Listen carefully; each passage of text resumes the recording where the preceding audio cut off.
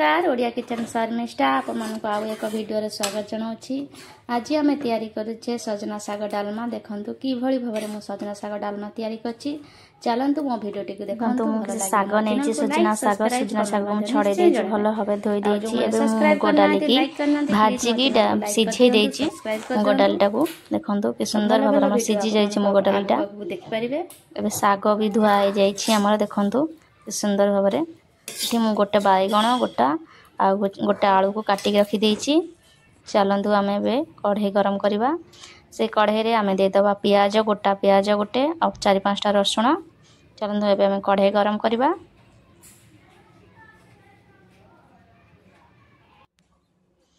कढ़ई आमर ऑलरेडी गरम हो गलानी। एबे आम सोरिष तेल पकेइबा।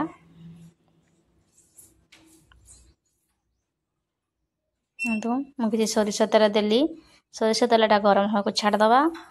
तेल आमर गरम हो गलानी। एबे आम कटा होइथिबा पियाज को देदबा भाजिया पई।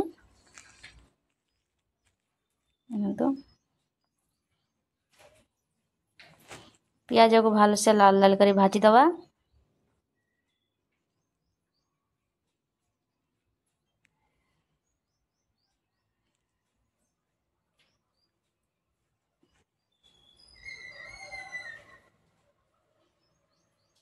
भल से गोले दउची पियाज टे भल से भाजी दबा। देखंतु पियाज हमर भजा हो गलानी। एबे दीटा सुखला लंका को मु फटई दे दउची। लंका आगे दबा थिला मते भूली जाइतिली। एबे हमर पियाज भजा हो गलानी। एबे हमें रसुण छेचाई रसुण को दे दबा। देखंतु रसुण रे टिके हल्का भाजीबा। बेसी भाजिले पिता लागिबो पोड़ी जीवो। हल्का भाजी दबा। एबे हमें परिबा दे दबा। कटा आइतिबा परिबा को बाईगण आलू को देखि भल से भाजी दबा।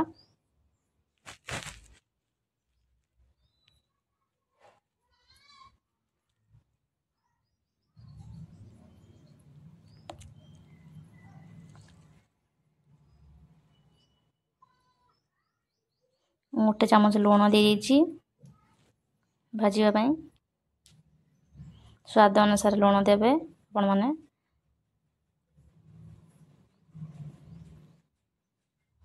गोटे चामच हळदी गुंड दे दबा।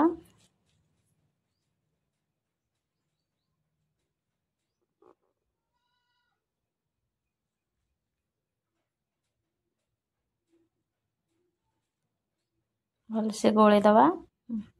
भजा भजा पूरा कर दबा। साग और बाईगण को भल से भजा भजा कर दबा।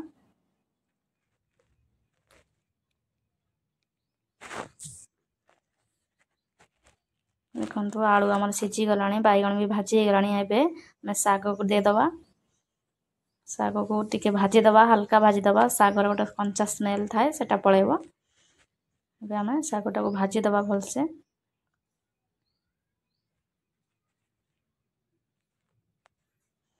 साग भाजी देले से कंचा स्मेलटा रहइबनी। खाइबा को भल लागि थाए। सजना साग आम देह पई बहुत हितकारक आउ आखि पई भल। डायबिटीज पई भल। आपण मन थरे सजना साग को एमती प्रस्तुत करंती। आपण मन को बहुत भल लागिबा।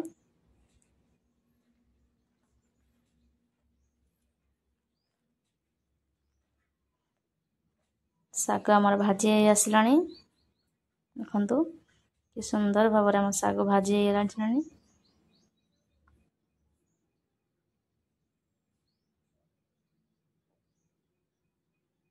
एबे हमें एटरे डाली दे दबा। देखंतु भल से टिके गोली दबा। टिके बहलिया अछि आपण आउ टिके पानी दे देबे। किंतु टिके बहलिया डालटा रखिबे। बेसी पतला करिवेनी। मु आउ टिके पानी दे दउची जेहेतु फुटिबो। फिटला पर सुखी जीवो। आउ टिके पानी दे देउची। देखंतु डालमा शेप रे कर दबा। देखंतु कि सुंदर भाव में डालमा हो गलानी। एबे टिके कवर करी 5 मिनट कुक कर दबा।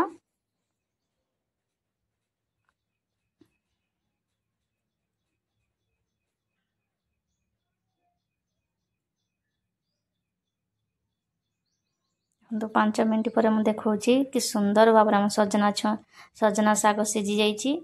देखु आम डालमा कि सुंदर भाव या सजना साग डालमा आपण मैंने घरे एमती थोड़ा ट्राए करूँ। आउ भल लगे मो चैनल को लाइक सब्सक्राइब कर दिंतु आ पाखर बेल आइकन को दबाई दिंतु और कमेंट माध्यम निश्चय जनातु मो रेसिपी आपन को भल लगे। देखु कि सुंदर भाव आमर डालमा प्रस्तुत हो गला सजना साग डालमा।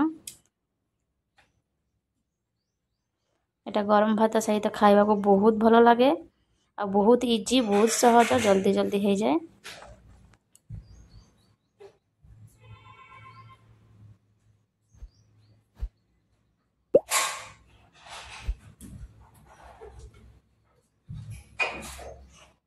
आज एतिकी आ एक वीडियो देखा। नमस्कार, धन्यवाद।